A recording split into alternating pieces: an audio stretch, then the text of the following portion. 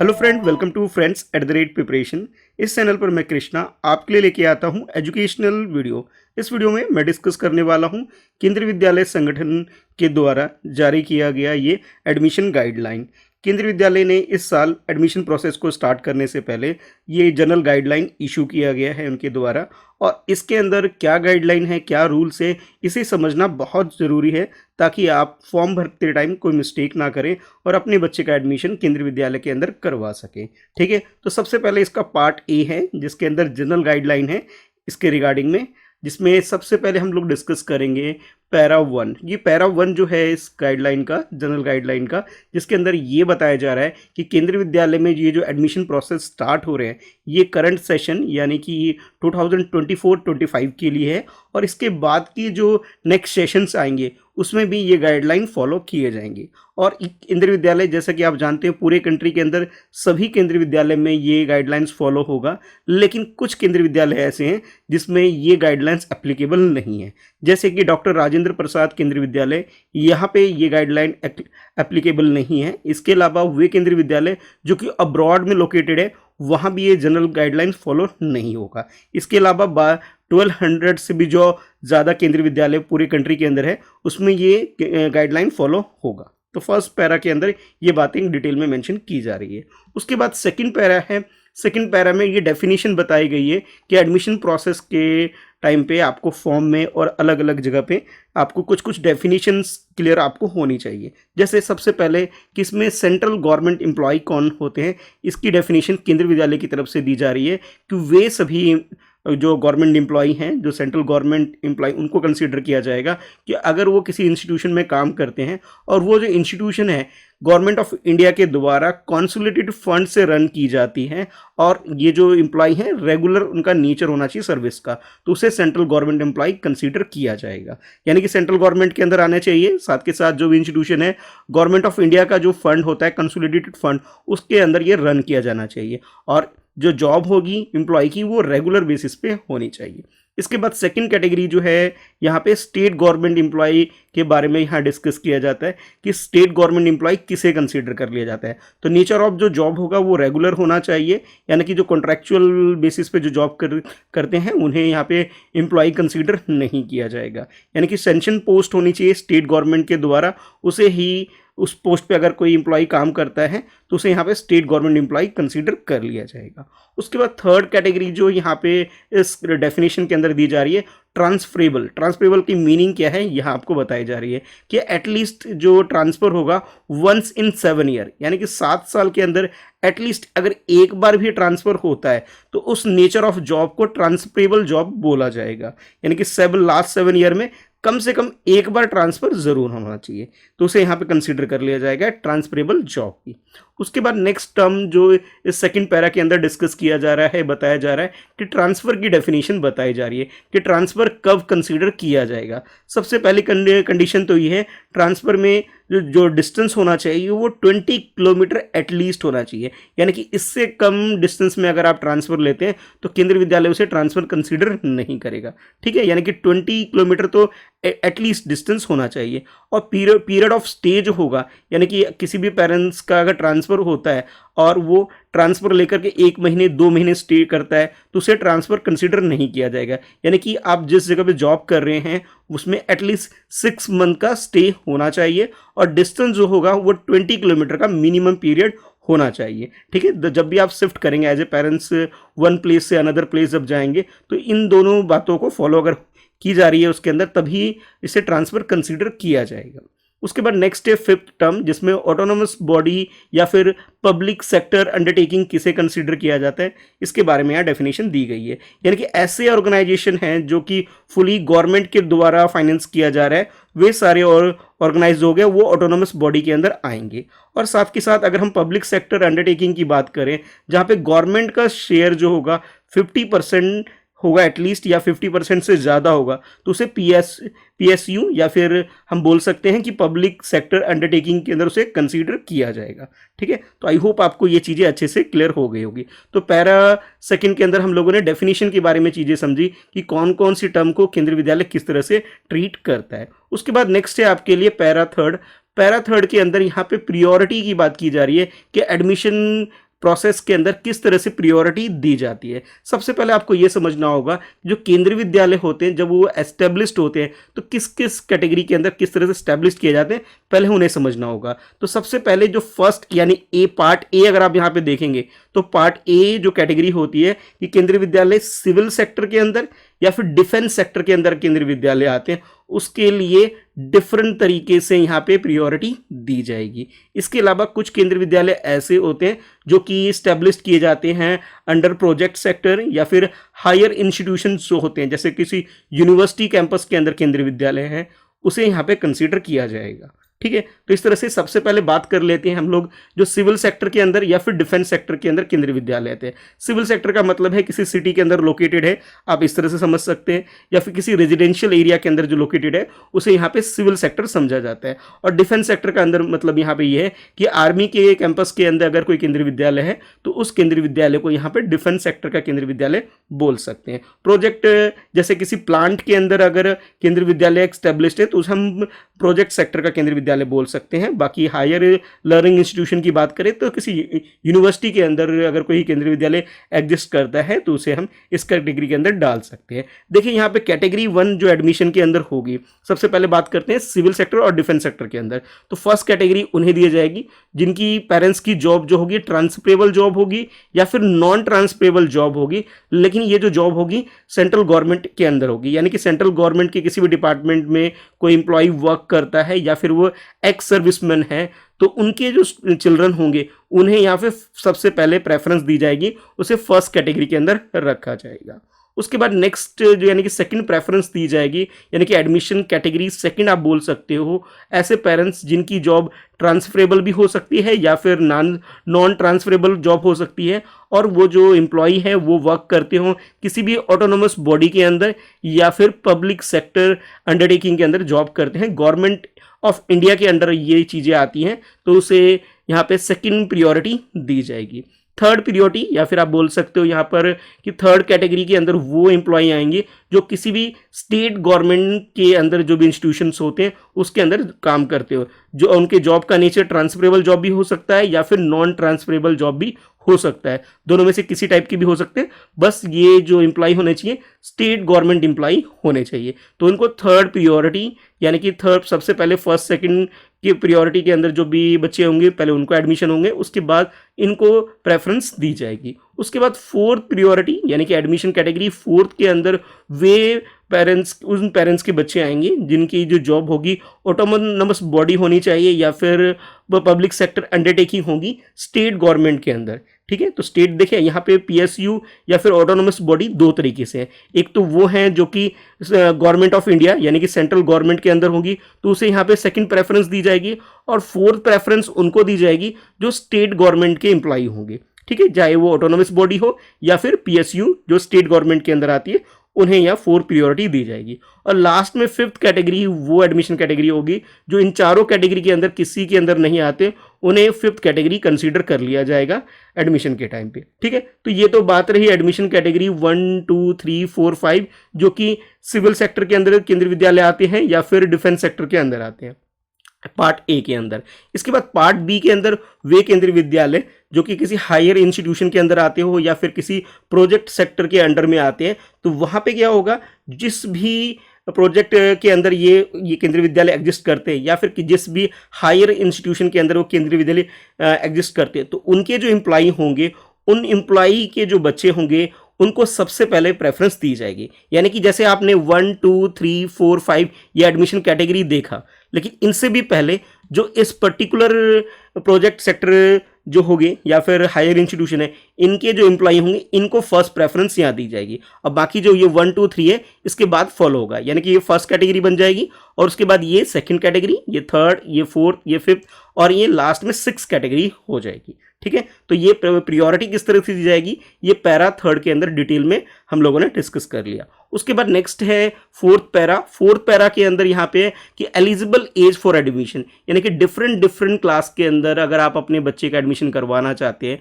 तो minimum age क्या होगी और एज से रिलेटेड क्या मैक्सिमम रिलैक्सेशन होगे उसके बारे में डील करता है पैरा 4। सबसे पहले बात करते हैं क्लास 1 के अंदर अगर एडमिशन करवाना चाहते हैं अपने बच्चों का तो मिनिमम एज जो है वो 6 ईयर है और मैक्सिमम एज के बारे में बताया जा रहा है कि जो मैक्सिमम एज 8 ईयर से लेस देन होनी चाहिए। इट मीन्स ये हुआ कि एज मैक्सिमम से मैक्सिमम ये हो सकता है 7 ईयर और 364 डेज तक जा सकता है। ठीक है, यहां तक जा सकता है, यानी कि 8 ईयर से लेस देन होनी चाहिए। उसके बाद सेकंड क्लास में एडमिशन कराना चाहते हैं अपने बच्चे का, तो मिनिमम एज जो होगी वो 7 ईयर होगी, लेकिन मैक्सिमम एज जो होगा वो 9 ईयर से लेस देन होना चाहिए, चाहे वो एक दिन ही क्यों ना हो। और ये जो कैलकुलेशन की जाएगी डेट एज के रिगार्डिंग में, जो डेट होगी वो 31 मार्च की, यानी कि 31 मार्च के हिसाब इस डेट पर आपके बच्चे की एज क्या है इसकी यहाँ पे कैलकुलेशन की जाएगी। उसके बाद थर्ड और फोर्थ क्लास को ध्यान से देखिए, यहाँ पे दोनों के लिए जो एज क्राइटेरिया है बिल्कुल सेम है, 8 ईयर है मिनिमम एज, और मैक्सिमम एज जो है लेस देन 10 ईयर होने चाहिए, यानी कि 10 साल से कम का अगर आपका बच्चा है और एटलीस्ट उसकी एज 8 साल है तो आप क्लास थर्ड में या फिर क्लास फोर्थ में एडमिशन करवा सकते हैं। उसके बाद नेक्स्ट है क्लास फिफ्थ में अगर आप एडमिशन करवाना चाहते हैं तो मिनिमम एज 9 ईयर होनी चाहिए और मैक्सिमम एज जो होगी वो 11 ईयर से कम होनी चाहिए, लेस देन 11 ईयर होगी। और इसी तरह सिक्स क्लास में एडमिशन कराना चाहते हैं तो मिनिमम एज 10 ईयर और मैक्सिमम एज जो होगी वो 12 ईयर से कम होनी चाहिए। क्लास सेवंथ में एडमिशन कराना चाहते हैं तो भी मैक्सिमम एज यहाँ पे 13 ईयर से लेस देन। एट क्लास की बात करें तो इसमें मिनिमम एज एडमिशन के लिए 12 ईयर होगी और मैक्सिमम एज 14 ईयर से लेस देन होगी। क्लास नाइन्थ की बात करें तो मिनिमम एज 13 ईयर होगी और मैक्सिमम एज जो होगी 15 ईयर से लेस देन होनी चाहिए। और क्लास 10th में अगर एडमिशन कराना चाहते हैं तो 14 ईयर से लेस देन बच्चे की एज होनी चाहिए और मैक्सिमम एज 16 ईयर से लेस देन होगी, यानी कि 14 ईयर से लेकर के 16 ईयर के बीच में अगर बच्चे की एज है तो क्लास 10th में एडमिशन करवा सकते हैं। अच्छा, ये तो बात रही कि मिनिमम और मैक्सिमम एज क्या क्या होने वाली है। इसके अलावा कुछ रिलैक्सेशन भी केंद्रीय विद्यालय के द्वारा दिया जाता है। अगर कोई बच्चा ऐसा जो स्पेशल नीड वाला बच्चा है, यानी चिल्ड्रन विद स्पेशल नीड वाले जो बच्चे हैं उन्हें 2 ईयर का रिलैक्सेशन दिया जाएगा एडमिशन के टाइम पे, यानी कि उनकी एज अगर मिनिमम या मैक्सिमम कैटेगरी के अंदर कुछ भी डाउनफॉल हो रहा है तो उस बच्चे का एडमिशन उसकी एज के हिसाब से 2 ईयर रिलैक्सेशन दिया जा सकता है, लेकिन वो बच्चे होने चाहिए चिल्ड्रन विद स्पेशल नीड की कैटेगरी के अंदर, और ये अथॉरिटी प्रिंसिपल के पास होगी एडमिशन के टाइम पे।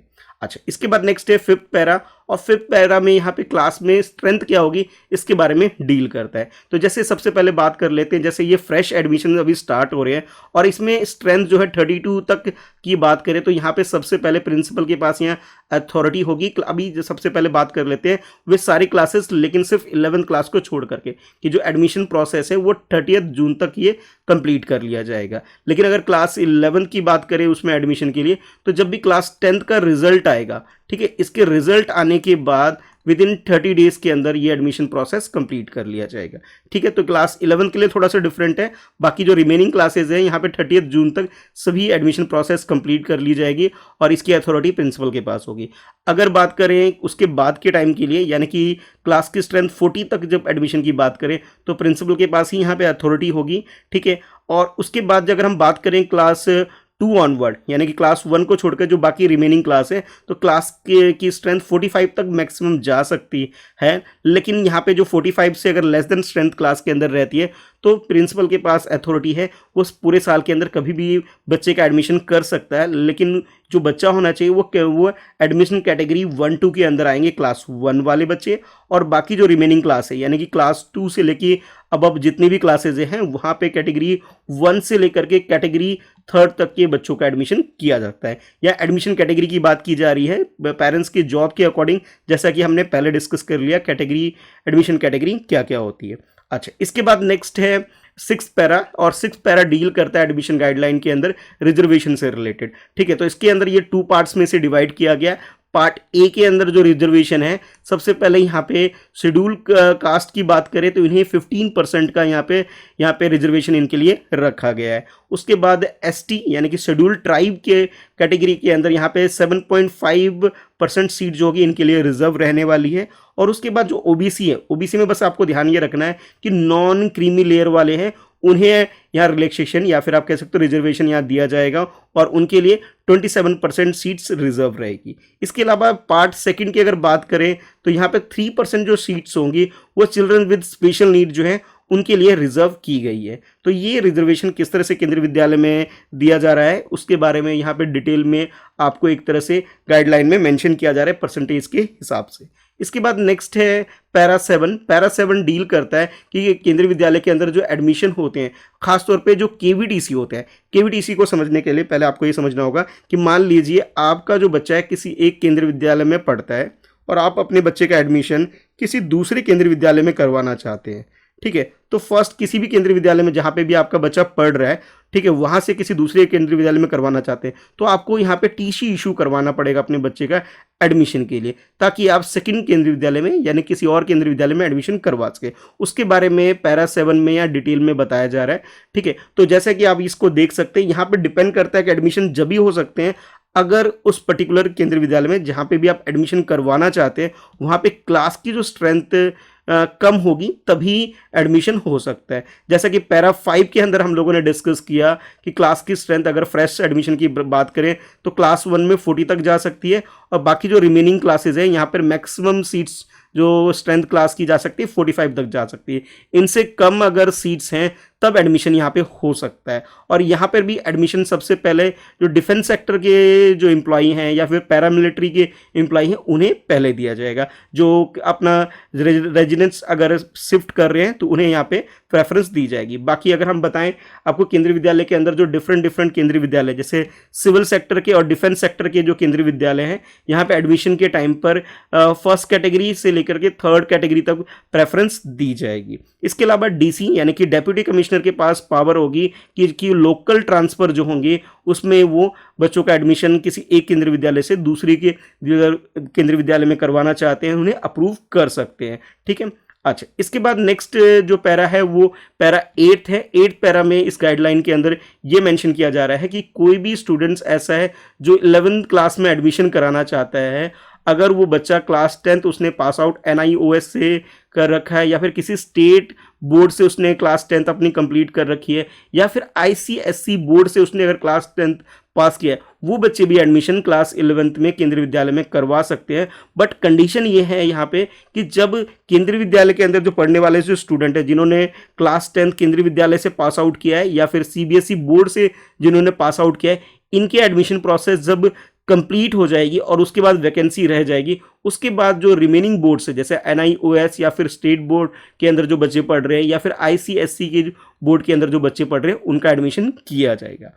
इसके बाद नेक्स्ट पैरा 9 के अंदर फ्रेश एडमिशन के बारे में बात की जा रही है। क्लास 10th के अंदर जो एडमिशन लेना चाहते हैं या फिर क्लास 12th के अंदर जो बच्चे एडमिशन लेना चाहते हैं उसके बारे में एक एक करके डिटेल में इसे भी समझ लेते हैं। देखिए, केंद्रीय विद्यालय के अंदर क्लास 10th के और क्लास 12th के भी कई सारे सेक्शंस होते हैं और वहाँ पर अगर सभी की स्ट्रेंथ का एवरेज अगर बिलो 32 है यानी कि 32 से कम अगर एवरेज आता है पर क्लास का, तब इस कंडीशन में यहाँ पे एडमिशन हो सकते हैं क्लास 10th में भी और क्लास 12th के अंदर ही। लेकिन सबसे पहले आपको इन कंडीशन को सेटिस्फाई करना होगा। जैसे पहली कंडीशन ये है कि आपने अगर क्लास में केंद्रीय विद्यालय में एडमिशन लेना है तो इससे पहले जिस स्कूल में आप पढ़ रहे हैं वो आपका स्कूल CBSE से एफिलेटेड होना चाहिए। अगर क्लास 10th के अंदर एडमिशन आप ले रहे हैं तो क्लास 9th में जो आपका रिजल्ट है वो मिनिमम मार्क्स आपके 55% होने चाहिए। अगर क्लास 12th के अंदर एडमिशन ले रहे हैं तो आपके क्लास 11th में जो आपके मार्क्स होंगे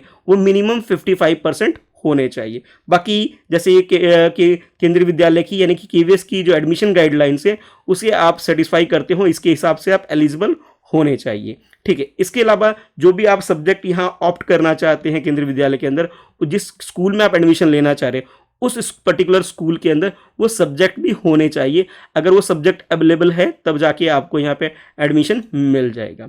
यहाँ पे भी एडमिशन के टाइम पे जो प्रेफरेंस है, सबसे पहले बात करें जो केंद्रीय विद्यालय सिविल सेक्टर के अंदर या फिर डिफेंस सेक्टर के अंदर आते हैं, यहाँ पर एडमिशन कैटेगरी के हिसाब से फर्स्ट एंड सेकंड कैटेगरी जो होंगे उन्हें प्रियोरिटी दी जाएगी। और वे केंद्रीय विद्यालय जो किसी प्रोजेक्ट सेक्टर के अंदर आते हैं या फिर इंस्टीट्यूट ऑफ हायर लर्निंग के अंदर उस कैंपस के अंदर अगर स्कूल आते हैं तो यहाँ पे कैटेगरी 1 यानी कि एडमिशन कैटेगरी 1 से लेकर के एडमिशन कैटेगरी 3rd तक के अंदर जो स्टूडेंट्स होंगे उन्हें प्रियोरिटी दी जाएगी।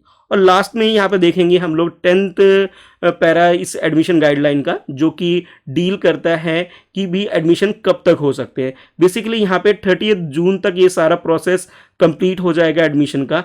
फिर भी अगर सीट रह जाती है तो डेप्यूटी कमिश्नर के पास ये पावर है, तो उन सीट को फुलफिल करने के लिए एडमिशन प्रोसेस को फर्दर अलाउ कर सकते हैं, इस डेट को फर्दर एक्सटेंड कर सकते हैं 31 जुलाई तक के लिए। ठीक है, लास्ट में एक नोट मेंशन किया गया है। इस नोट में ये मेंशन किया जा रहा है कि केंद्रीय विद्यालय की जो एडमिशन गाइडलाइंस है, इसके इंटरप्रिटेशन से रिलेटेड कोई भी इशू रेज होता है तो केवीएस के जो कमिश्नर हैं उन्होंने जो भी डिसीजन लिया होगा उस डिसीजन को यहाँ पे फाइनल कंसीडर कर लिया जाएगा। आई होप आपको ये केंद्रीय विद्यालय से रिलेटेड, एडमिशन गाइडलाइन से रिलेटेड ये जो वीडियो है अच्छे से क्लियर हो गई होगी। वीडियो को लाइक करिएगा, अपने दोस्तों में से शेयर जरूर करिएगा। एडमिशन से रिलेटेड, इस गाइडलाइन से रिलेटेड कोई भी डाउट है तो नीचे कमेंट में लिख करके आप पूछ सकते हैं, मैं आपको रिप्लाई जरूर करूंगा। ये एडमिशन गाइडलाइन का पार्ट 1 था, जिसके अंदर हम लोगों ने जनरल इंस्ट्रक्शन जो है इसके बारे में डिटेल में हम लोगों ने समझा। बाकी इसका पार्ट बी और पार्ट सी जरूर देखिएगा। पार्ट बी के अंदर मैंने डिटेल में डिस्कस किया है कि किस तरह से स्पेशल प्रोविजन रखे गए हैं केंद्रीय विद्यालय में एडमिशन के टाइम पे, और पार्ट सी में मैंने डिटेल में डिस्कस किया है कि एडमिशन प्रोसेस किस टाइप से आप कंप्लीट कर सकते हैं। तो उन वीडियो का लिंक मैं नीचे डिस्क्रिप्शन में भी दे देता हूं आपको, ताकि आप क्लिक करके उन वीडियोस को देख सकते हैं। कोई भी डाउट है तो नीचे आप कमेंट में लिख सकते हैं। इसके अलावा आप लोग मुझे इंस्टाग्राम पे फॉलो कर सकते हैं, मेरी आईडी है @Mr. कृष्णा शाह, जहां मैसेज करके अपने डाउट्स डायरेक्टली मुझसे पूछ सकते हैं। ठीक है, चैनल फ्रेंड्स @प्रिपरेशन को सब्सक्राइब कर लीजिए, और मेरे सेकंड चैनल जो कि मेरे नाम से है मिस्टर कृष्णा शाह, इस चैनल को भी सब्सक्राइब कर लीजिए ताकि आपको लेटेस्ट वीडियो की नोटिफिकेशन रिसीव हो सके। Thanks for watching, bye bye.